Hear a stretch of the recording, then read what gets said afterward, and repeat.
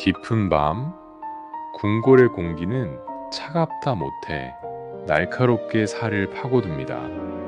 용포를 걸친 이규의 눈동자가 평소와는 다르네요.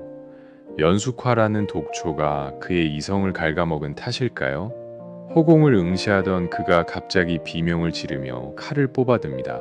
범이다. 내 눈앞에 굶주린 범이 나타났다. 신하들은 겁에 질려 엎드리고 왕은 광기에 취해 군졸들을 불러 모으죠. 이건 사냥이 아니라 비극의 서막입니다. 도성거리로 말을 몰아나가는 그의 뒷모습에서 죽음의 냄새가 나요. 권력에 미치면 가장 먼저 피를 흘리는 건 늘 힘없는 백성들이잖아요. 횃불을 밝힌 군사들이 어둠 속으로 흩어지고 왕은 활시위를 당깁니다. 그가 보고 있는 건 정말 짐승일까요? 아니면 자기 마음속에 자라난 괴물일까요? 공포에 질린 백성들의 비명이 도성을 가득 채우기 시작합니다. 여러분이 저작거리의 백성이라면 이 미친 사냥터에서 어디로 도망칠 수 있을까요? 어둠 속에 몸을 숨긴 이열의 어깨가 가늘게 떨리고 있습니다. 곁에 선 은조가 그의 손을 조용히 맞잡네요. 예전의 나라면 형님을 피해 멀리 도망갔을 거야. 이열이 나직한 목소리로 고백하듯 말을 뺍니다. 하지만 이제 그의 눈빛에는 예전의 한량 같은 느긋함이 없더라고요. 은혜하는 여인을 지키고 고통받는 백성을 품어야 한다는 무게를 비로소 깨달은 거겠죠. 근데 지금은 더는 도망 안 쳐. 이 말은 자기 자신에게 던지는 선언이자 은조에게 주는 마지막 확신입니다. 왕족이라는 이름 뒤에 숨어 살던 겁쟁이는 이제 그곳에 없네요. 은조는 말없이 활시위를 점검하며 그의 결심에 조용히 동행합니다. 함께 벼랑 끝에 선 두 사람의 모습이 참 안쓰러우면서도 든든해 보이지 않나요? 폭풍우가 몰아치기 직전의 고요함이 두 사람 사이를 메웁니다. 이제 그들은 구경꾼이 아니라 이 비극을 끝내러 가는 주인공이 되기로 했답니다. 자신을 버리고 대의를 택한 이열의 선택, 여러분은 응원하고 싶으신가요? 은조의 손가락이 활시위를 팽팽하게 당깁니다. 그녀가 겨누는 것은 한때 아버지가 충성을 다했던 주군이자 지금은 세상을 망치고 있는 폭군이죠. 화살촉 끝에서 차가운 달빛이 부서집니다. 옆에서 이열이 검을 고쳐주며 은조를 바라보네요. 두 사람의 호흡이 하나로 맞물리는 순간 도성은 이미 지옥으로 변해 있습니다. 왕의 화살이 무고한 백성의 가슴을 꿰뚫을 때마다 은조의 눈에서도 불꽃이 튀더라고요. 혼자가 아니니까 괜찮을 겁니다. 은조가 이열에게 건네는 이 한마디가 참 뭉클하게 들리더군요. 죽음을 각오한 이들의 대화라기엔 너무나 단단하고 고요해서 더 마음이 아프답니다. 마치 첫사랑을 시작하는 연인들처럼 서로를 믿는 그 마음이 이 핏빛 도성을 버티게 하는 유일한 힘인 것 같아요. 누군가는 이를 반역이라 부르겠지만 이들에게는 이것이 사랑이자 구원입니다. 과연 이 가느다란 화살 하나가 굽어버린 조선의 명운을 바꿀 수 있을까요? 은조가 시위를 놓기 직전 한 박자 쉬어가는 그 찰나의 침묵이 너무 길게 느껴지네요. 도성의 밤이 갑자기 대낮처럼 밝아집니다. 누가 먼저랄 것도 없이 백성들이 횃불을 들고 거리로 쏟아져 나왔거든요. 공포에 질려 숨어있던 사람들이 이제는 분노를 담아 소리치기 시작합니다. 왕이 미쳤다. 간신에게 소가 백성을 사냥한다. 횃불의 물결이 성내를 덮치자 미쳐 날뛰던 이규의 말도 주춤거리네요. 백성들이 든 건 무기가 아니라 살고 싶다는 절규가 담긴 불꽃이었습니다. 이 장면을 보며 예전 우리네 삶의 구비구비마다 있었던 저항의 순간들이 떠오르더라고요. 절대적인 권력도 횃불 든 민심 앞에서는 한낱 촛불처럼 위태로워 보이는 법이잖아요. 대신들은 이미 눈치를 보며 뒷걸음질치고 수기도 절망 섞인 결단을 내립니다. 왕은 여전히 환각 속에 범을 쫓지만 정작 그를 에워싸고 있는 건 살아있는 사람들의 눈빛입니다. 이열과 은조는 그 물결의 한복판에서 왕을 향해 나란히 걸어갑니다. 이 거대한 봉기가 승리로 끝날지 아니면 더 큰 유혈 사태를 부를지 아무도 알 수 없네요. 여러분은 이 횃불의 바다를 보며 어떤 희망을 발견하셨나요? 궁궐 문이 굉음과 함께 열리고 이열과 은조가 당당히 입궐합니다. 광기에 찌든 이규는 그들을 향해 역도다 라고 외치며 갈에 섞인 비웃음을 흘리네요. 그의 용포는 흙먼지로 더러워졌고 면류관은 이미 삐딱하게 기울어져 있습니다. 권위라는 것이 이렇게나 쉽게 무너질 수 있다는 게 참 씁쓸하게 느껴지는 장면이죠. 이열은 형의 참혹한 몰골을 보며 가슴 깊은 곳에서 올라오는 비애를 느낍니다. 기어이 형님 목에 칼을 겨누어야 하는 것입니까? 그의 목소리가 떨리는 건 두려움 때문이 아니라 끊어낼 수 없는 천륜 때문일 거예요. 은조는 그런 이열의 등을 묵묵히 지키며 활시위를 늦추지 않습니다. 두 사람 앞의 왕은 이제 한 나라의 군주가 아니라 구원받아야 할 병자처럼 보입니다. 간신 임사영은 어디론가 몸을 숨기고 왕 곁엔 오직 광기만이 남아있네요. 이 비극적인 대면의 끝에는 무엇이 기다리고 있을까요? 진정한 왕제란 무엇인지 이 짧은 대치 상황이 우리에게 묻는 것 같습니다. 저작거리 벽마다 커다란 방이 붙었습니다. 왕이 간신에게 속아 독초를 마시고 광인이 되었다. 내신들이 살 길을 찾아 왕을 배신하고 세상에 공표해버린 거죠. 그를 모르는 백성들도 누군가 읽어주는 소리에 고개를 끄덕이며 탄식합니다. 한때는 떠받들던 왕이었지만 이제는 피해야 할 재앙이 되어버린 셈이죠. 권력의 비정함이란 게 참 무섭더라고요. 어제까지 무릎 꿇던 대신들이 오늘은 왕의 머리 위에 광인이라는 딱지를 붙입니다. 이규는 궁 안에서 고립된 채 여전히 보이지 않는 적들과 싸우고 있네요. 그가 믿었던 임사영조차 이제는 그를 꼭두각시 취급하며 자신의 안위만 챙깁니다. 이 광경을 지켜보는 이열의 마음은 갈기갈기 찢어지는 것만 같습니다. 형을 지키려 했던 마음과 나라를 살리려는 대의가 충돌하며 비명을 지르죠. 거울이 깨지듯 왕권이 산산조각 나는 소리가 온 도성에 울려 퍼지는 듯합니다. 여러분이 대신이라면 미쳐버린 왕의 곁에 끝까지 남으시겠습니까? 절에 머물던 수기가 방을 보고 조용히 찻잔을 내려놓습니다. 그녀의 눈에 비친 것은 그리움과 증오, 그리고 서글픈 연민입니다. 한때는 성군이 되길 바랬지만 폭군을 넘어 광인이 되었다는 소식에 가슴이 내려앉죠. 하는 거지요? 라고 묻는 그녀의 목소리에는 단호함이 서려 있습니다. 그녀는 조용히 기도하던 손을 거두고 이열과 은조에게 힘을 보태기로 합니다. 궁 안의 여인들조차 등을 돌린 왕에게 더 이상의 내일은 없어 보입니다. 이규는 자신이 가장 아꼈던 이들이 자신을 죽이려 한다는 사실을 꿈에도 모르겠죠. 정치가 무엇인지, 사랑이 무엇인지 수기에 젖은 눈망울이 우리에게 묻고 있는 것 같아요. 그녀의 결단이 이 비극의 마침표가 될 수 있을까요? 임사영은 어둠 속에서 차가운 미소를 짓고 있습니다. 왕이 미쳐가는 동안 그는 모든 권력을 자신의 손아귀에 넣으려 했죠. 하지만 백성들의 횃불과 대신들의 배신은 그의 계산 밖에 있었습니다. 멍청한 것들, 이 자리가 어떤 자리인데 그는 아들 제의를 앞세워 마지막 발악을 준비합니다. 자신이 지은 죄를 왕의 광증으로 덮어 씌우려는 간교한 속셈이 뻔히 보이더라고요. 사람의 욕심이라는 게 끝이 없어서 나라가 망해가는데도 자신의 금고만 채우려 하네요.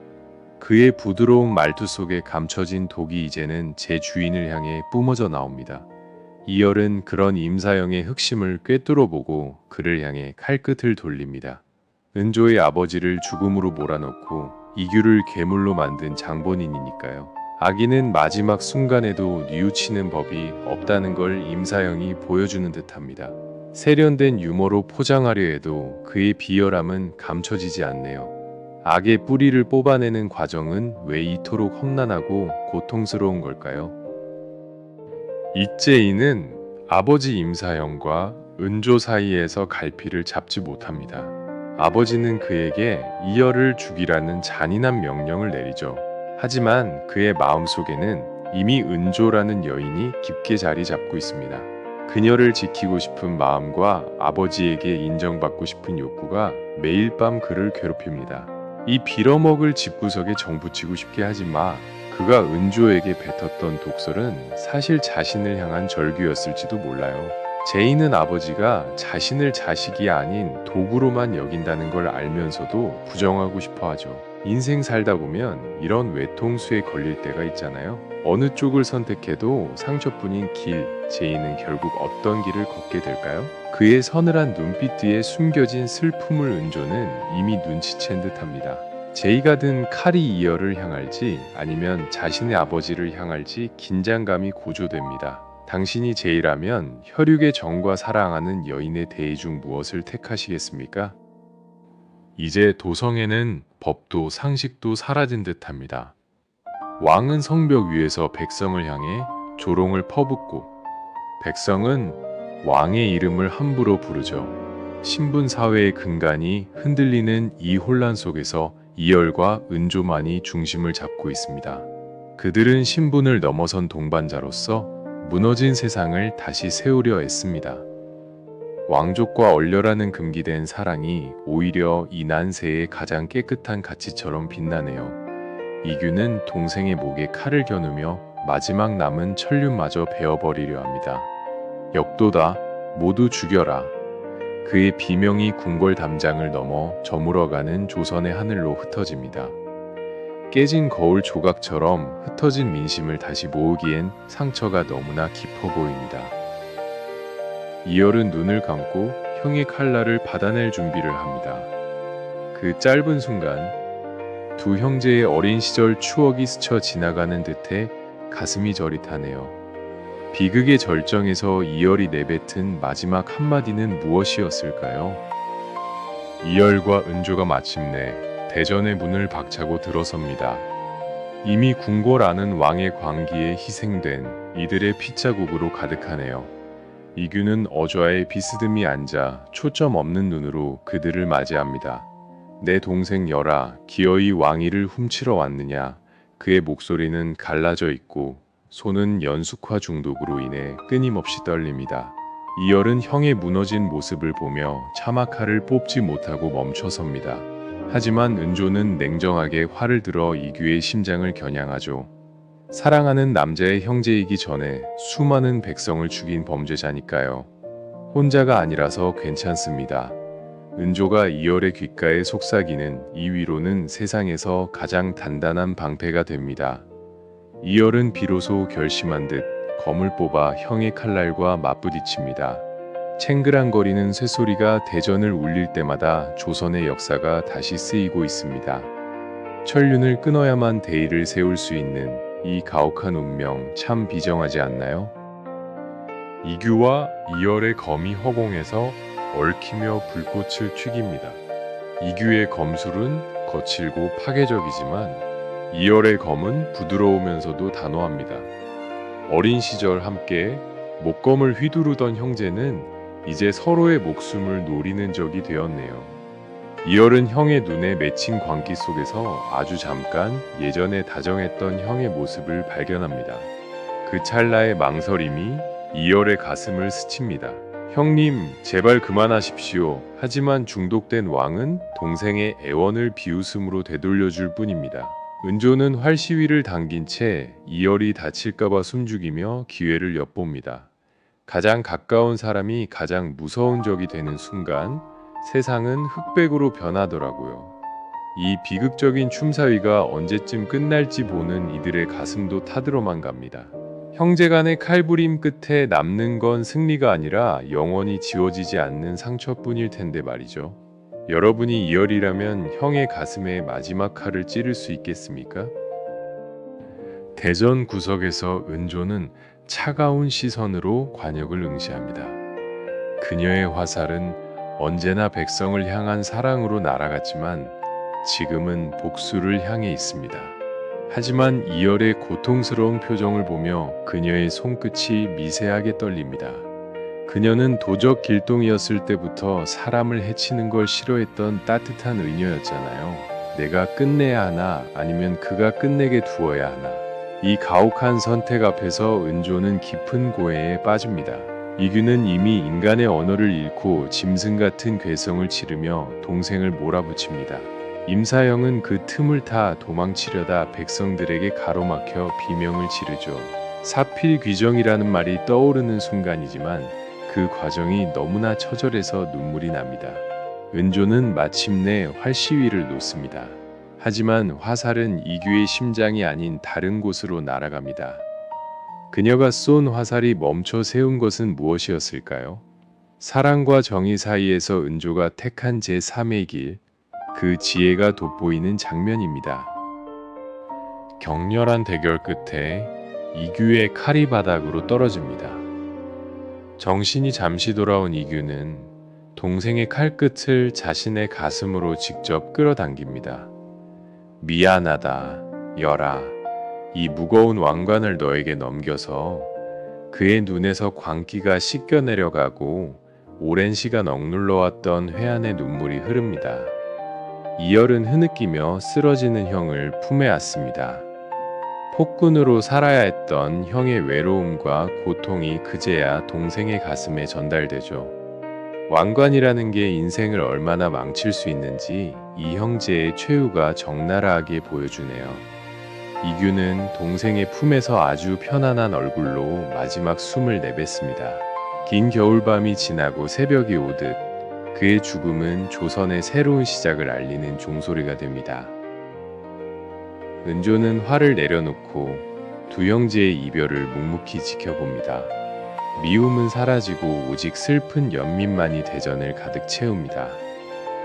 이 장면을 보며 우리 인생에서도 용서하기 힘든 사람을 떠나보낼 때의 그 복잡한 마음이 떠오르더라고요. 진정한 용서란 무엇인지 죽음 앞에서야 비로소 깨닫게 되는 법일까요?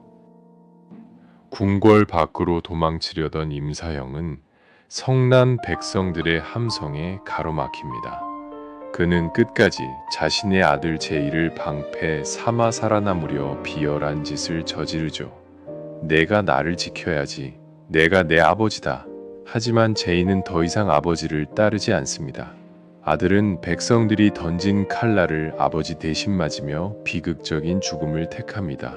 아들에게 조차 버림받고 싶지 않았던 임사형의 욕심이 결국 자식을 죽인 셈이죠. 백성들에게 문매를 맞는 그의 최후는 너무나 비참해서 고개를 돌리게 만듭니다. 권력을 휘두를 땐 영원할 줄 알았겠지만 무너질 땐 낙엽보다 가벼운 게 인간의 권세더라고요. 제2의 마지막 유언은 은조를 향한 못다한 연모의 고백이었습니다. 한 번만이라도 평범한 사내로 보이고 싶었다. 그의 희생이 헛되지 않기를 바라는 은조의 눈물이 대지에 떨어집니다. 악은 파멸하고 남겨진 자들은 슬픔을 견디며 내일을 준비합니다. 제2의 희생, 여러분은 그를 용서할 수 있을 것 같나요? 비극이 지나간 자리엔 정막만이 감돕니다. 이열은 형 이규와 제2의 무덤 앞에 소박한 매화 한 가지를 올려둡니다. 화려한 장례식보다 이 고요한 애도가 고인들에게는 더 큰 위로가 될 것 같네요. 은조는 옆에서 소리 없이 눈물을 닦으며 무덤가를 정리합니다. 이제 정말 끝난 거겠죠? 은조의 물음에 이열은 대답 대신 그녀의 어깨를 감싸 안습니다. 긴 전쟁 끝에 찾아온 평화는 달콤하기보다 오히려 쓰고 짭짤한 눈물 맛이 납니다. 수많은 희생 위에 세워질 새로운 세상이 어깨를 무겁게 짓누르죠. 하지만 두 사람의 맞잡은 손은 예전보다 훨씬 단단해 보입니다. 인생 살다 보면 가장 힘들 때 곁에 있어준 사람이 평생의 인연이 되잖아요. 슬픔 속에서도 희망의 싹은 이미 흙을 뚫고 올라오고 있습니다. 과거의 상처를 뒤로하고 이들이 걸어갈 길은 이제 꽃길일까요? 이열이 마침내 만백성과 대신들의 추대를 받아 왕위에 오릅니다. 하지만 그는 화려한 어좌에 앉는 대신 백성들의 목소리를 듣기 위해 저자로 나갑니다. 나는 군림하는 자가 아니라 함께 아파하는 자가 되겠노라. 그의 취임 일성은 소박하지만 강렬한 울림을 줍니다. 은조는 중전이 되어 화려한 비단옷 대신 예전의 의녀 복장을 가끔 꺼내 입습니다. 대신들은 예법에 어긋난다며 수군거리지만 그녀는 아랑곳하지 않네요. 진정한 존귀함은 옷이 아니라 마음에서 나온다는 걸 그녀는 이미 알고 있으니까요. 왕과 중전이 백성들과 함께 밥을 먹고 농사일을 돕는 풍경, 참 꿈만 같은 일이죠. 우리가 바랐던 이상적인 지도자의 모습이 이런 게 아닐까 싶어요. 이열은 형의 실패를 거울 삼아 절대로 권력에 취하지 않겠다고 매일 맹세합니다. 권위보다는 소통을 택한 젊은 왕의 행보가 신선한 바람을 일으킵니다. 여러분이 이 나라의 백성이라면 이런 왕을 위해 기꺼이 땀 흘리시겠습니까? 궁궐의 높은 담장도 은조의 따뜻한 마음을 가두지는 못했습니다. 그녀는 중전의 신부님에도 역병이 도는 외진 마을을 직접 찾아가 환자들을 돌봅니다. 마마, 위험하옵니다. 상궁들의 만류에도 그녀는 웃으며 병자들의 손을 잡아줍니다. 왕비가 직접 약재를 다리고 상처를 소독하는 모습은 백성들에게 전설처럼 퍼져나가죠. 그녀의 손길이 닿는 곳마다 절망 대신 웃음꽃이 피어납니다. 신분을 초월한 그녀의 행보는 진정한 은혜가 무엇인지 몸소 보여주는 듯해요. 가장 낮은 곳에서 시작한 그녀의 삶이 가장 높은 곳에서도 변함없다는 게 참 존경스럽네요. 이런 중전이 있는 나라라면 백성들이 어찌 행복하지 않겠어요? 은조는 자신이 훔친 건 양반의 곡간이 아니라 백성들의 눈물이었다고 말합니다. 사랑은 말로 하는 게 아니라 행동으로 증명하는 것임을 그녀가 보여줍니다. 중전 은조의 이런 행보, 법도에 어긋나는 일일까요? 아니면 칭송받을 일일까요? 깊어가는 밤, 이열과 은조는 궁궐 지붕에 앉아 도성의 불빛을 바라봅니다. 백성들의 집에서 나오는 연기와 평화로운 등불들이 별빛처럼 아름답네요. 우리가 꿈꿨던 세상이 이런 모습이었군. 이열의 말에 은조가 그의 어깨에 머리를 기댑니다. 수많은 고비와 영혼의 뒤바뀜, 그리고 핏빛 전쟁을 거쳐온 두 사람에게 이 정막은 축복입니다. 사랑하는 사람과 같은 방향을 바라보는 것만큼 인생에 큰 행복은 없잖아요. 서로의 상처를 어루만지며 살아온 시간들이 이제는 단단한 신뢰의 밑거름이 되었습니다. 도적이었던 여인과 한량이었던 왕자는 이제 조선을 이끄는 가장 아름다운 부부가 되었네요. 비극을 희망으로 바꾼 그들의 용기가 밤하늘의 달빛처럼 은은하게 세상을 비춥니다. 이들의 사랑 이야기는 훗날 백성들 사이에서 아름다운 가작으로 남게 될 거예요. 여러분도 가슴 한편에 이런 뜨겁고 순수한 사랑 하나쯤 품고 계시죠? 두 사람의 행복한 침묵이 세상을 가장 따뜻하게 채워주는 것 같습니다. 성박 외진 구질막에서 땀 흘리며 병자들을 치료하는 은조. 어느새 몰래 뒤따라온 왕 이열이 보따리를 들고 나타납니다. 또 여기까지 오신 겁니까? 채통을 지키셔야죠. 은조의 타박의 이열은 능청스럽게 웃으며 약재를 내려놓습니다. 중전이 여기 있는데 왕이 궁궐에만 있으면 심심해서 되겠소. 두 사람의 티격태격하는 웃음소리가 봄바람을 타고 온 마을로 퍼져나갑니다. 신분도 권위도 내려놓은 두 사람의 모습은 그냥 평범한 부부처럼 정겹기만 하네요. 고통스러웠던 지난날은 이제 걸음이 되어 더 큰 희망의 꽃을 피워냅니다. 은혜하는 도적님만은 결국 서로의 마음을 훔친 두 사람의 영원한 약속이었습니다. 인생의 겨울을 지나 우리 모두에게도 이런 따뜻한 봄날이 오기를 간절히 바라봅니다. 긴 이야기를 함께해 주신 여러분, 여러분의 마음속에도 은혜하는 무언가가 피어났나요? 은조와 이열의 웃음 뒤로 지는 노을이 오늘따라 유난히 붉고 아름답습니다.